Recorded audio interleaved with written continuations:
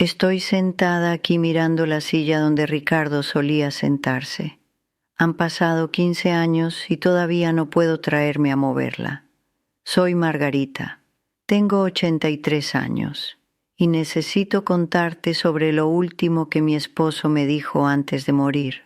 No porque fue hermoso, sino porque me mostró cuánto tiempo había desperdiciado sin entender lo que realmente teníamos. Si eres más joven que yo, podrías pensar que todavía tienes tiempo para descubrir estas cosas. Si tienes mi edad, ya sabes que no lo tienes. Ricardo y yo estuvimos casados 46 años. Eso suena como mucho. Fue mucho. Pero cuando pienso en ello ahora, me pregunto cuántos de esos años realmente estuvimos presentes el uno con el otro.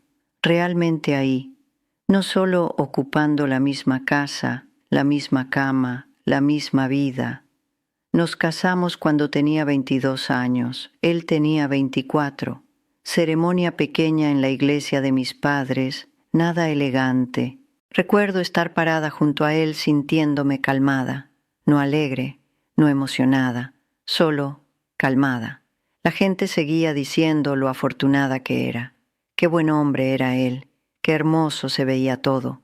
Y era un buen hombre, callado, confiable, se presentaba.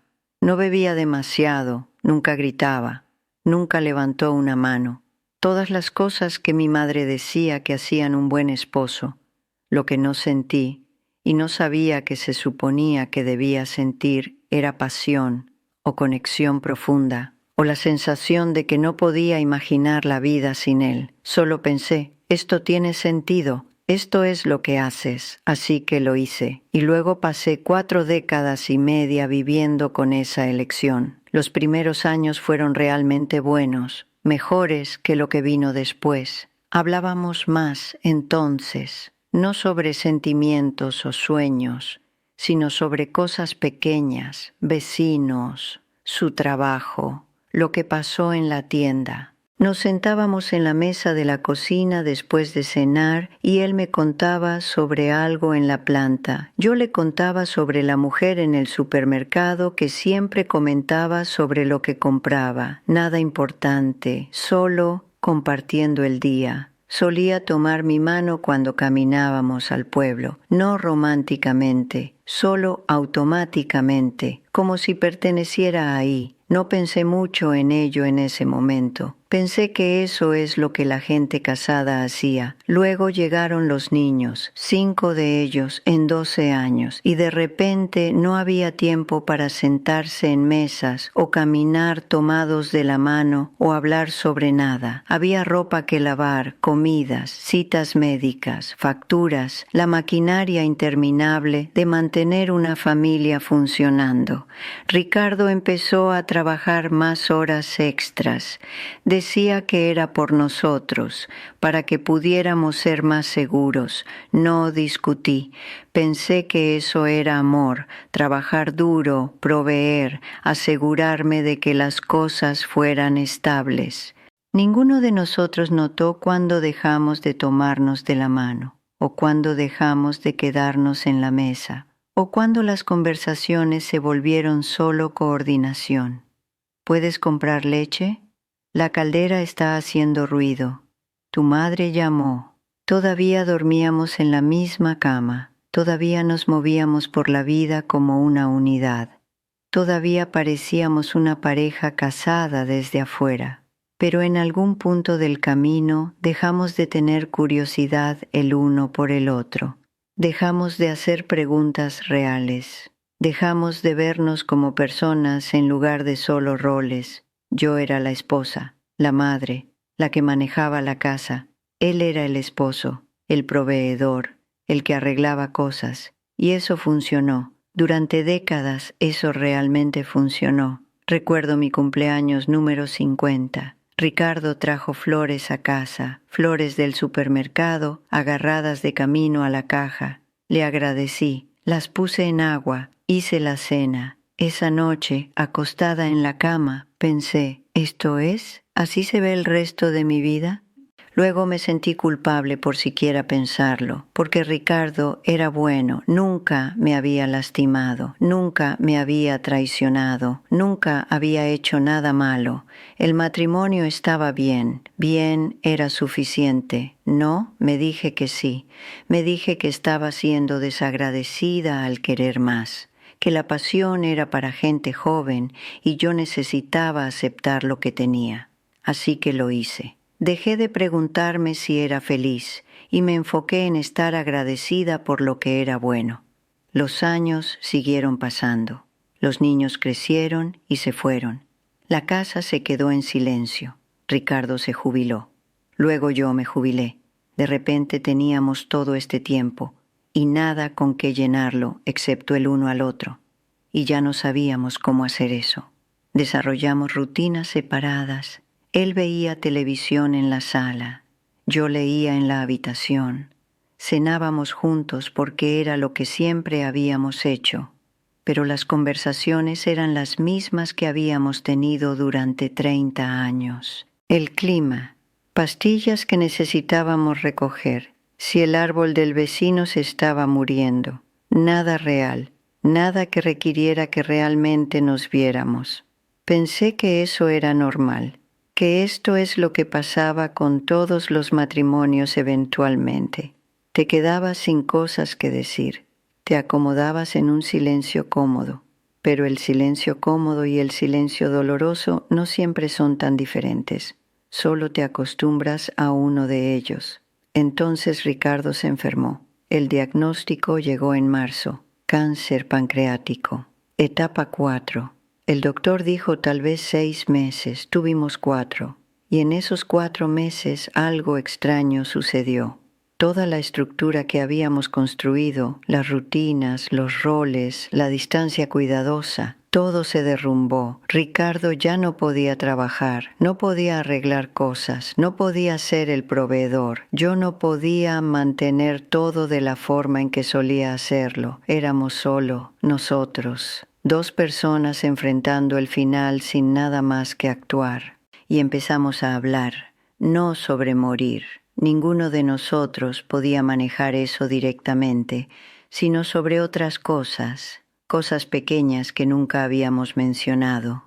Me dijo que había querido aprender carpintería, pero pensó que era impráctico. Le dije que solía escribir cosas, poemas, supongo que los llamarías. Y los tiré todos porque parecían tontos. Hablamos sobre nuestros hijos, cuáles nos preocupaban, cuáles pensábamos que estarían bien, si habíamos hecho lo correcto por ellos. Hablamos sobre nuestros padres. Su padre que nunca dijo que estaba orgulloso. Mi madre a quien había pasado toda mi vida tratando de complacer.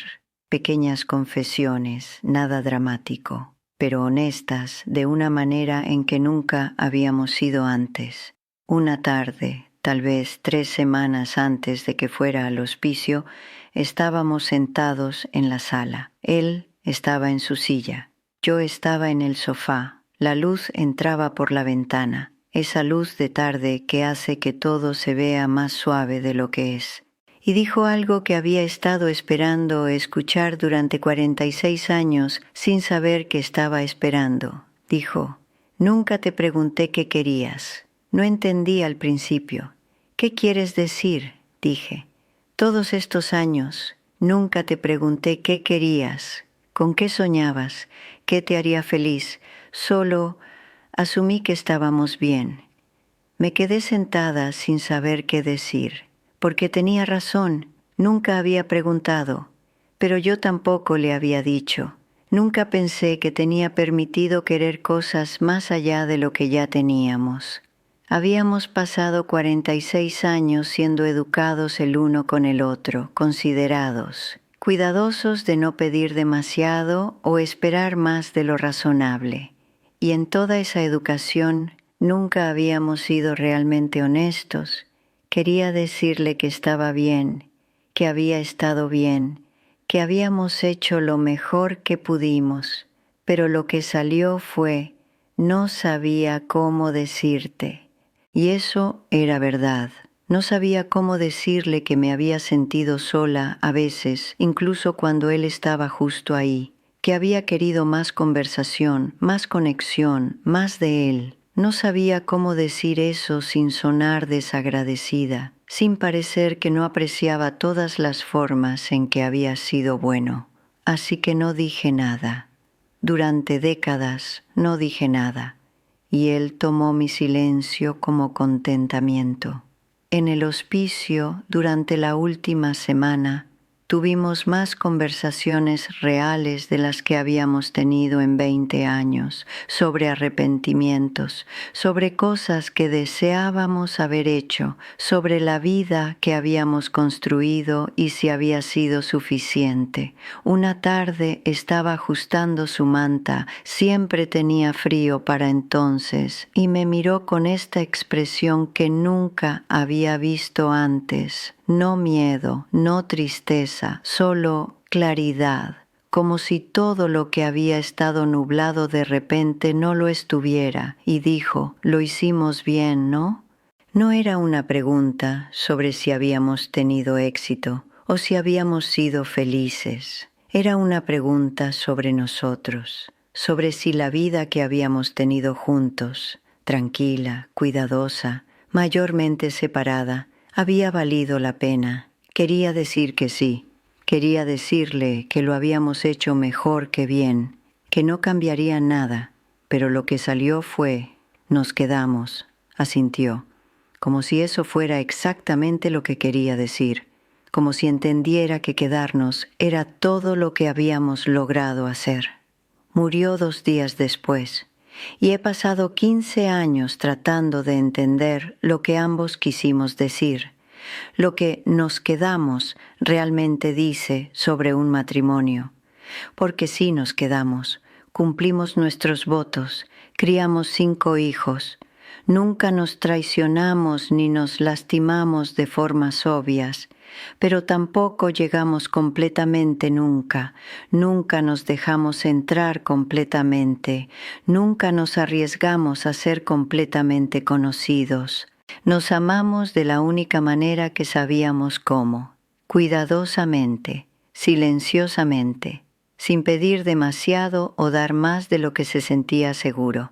Y ese tipo de amor es real, es válido. Nos mantuvo juntos durante 46 años, pero no es suficiente, no para toda una vida, no para todos esos años.